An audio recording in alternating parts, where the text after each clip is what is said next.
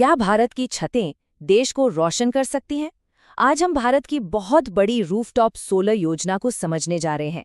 एक ऐसी पहल जो हमारे देश के एनर्जी फ्यूचर को शायद हमेशा के लिए बदल सकती है।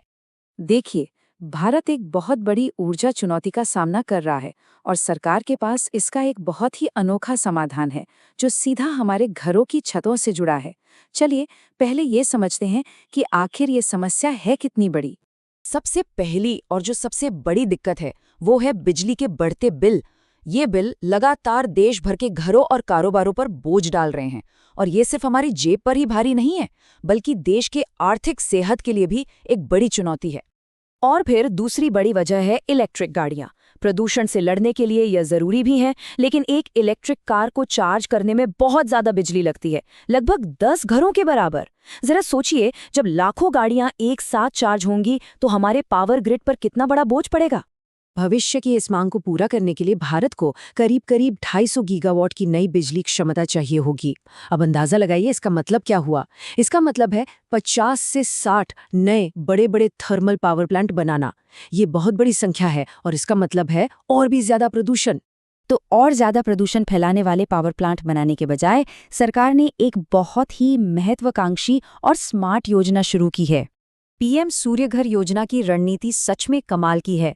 मतलब घरों की छतों का इस्तेमाल करना जो अब तक खाली पड़ी थीं और उनसे साफ सुथरी बिजली बनाना। इससे देश को ऊर्जा के मामले में आत्मनिर्भर बनाने में बहुत मदद मिलेगी। तो आखिर ये काम कैसे करता है? चलिए ग्रिड से जुड़ने के तरीके को देखते हैं।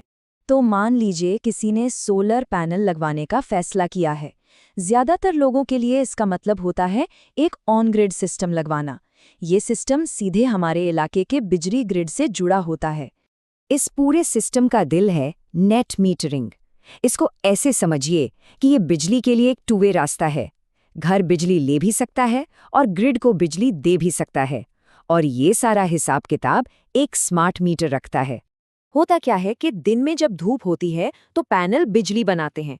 घर पहले अपनी जरूरत के हिसाब से बिजली इस्तेमाल करता है। अब जो भी फालतू बिजली बचती है वो वापस मेन ग्रिड में चली जाती है, जिसे शायद कोई और इस्तेमाल कर ले।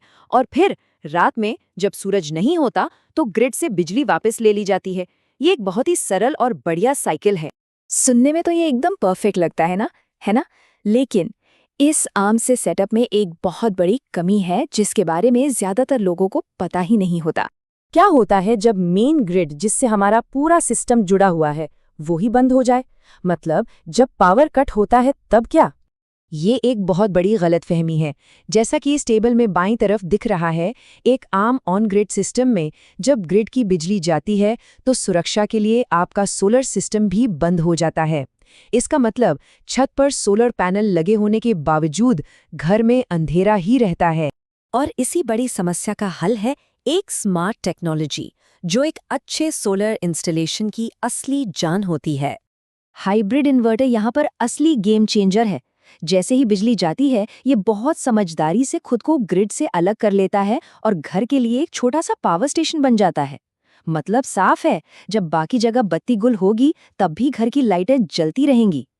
तो ये तो साफ है कि कौन सी टेक्नोलॉजी चुनते हैं ये बहुत जरूरी है। लेकिन एक आम इंसान के लिए इसकी लागत क्या होगी? चलिए जरा इसका हिसाब किताब समझते हैं। अच्छी खबर ये है कि केंद्र सरकार घरों में सोलर सिस्टम लगाने के लिए 78,000 रुपए तक की सब्सिडी दे रही है। और ये टेबल देखिए, यहाँ बात और भी दिलचस्प हो जाती है। राज्य सरकार की सब्सिडी से आखिरी कीमत में जमीन आसमान का फर्क आ जाता है। जैसे उत्तर प्रदेश में 3 किलोवाट के सिस्टम पर 30,000 रुपये और मिलते हैं, वहीं उड़ीसा में राज्य सरकार 60,000 रुपये और देती है, जिससे लागत काफी कम हो जाती है। अब इस चार्ट को देखिए।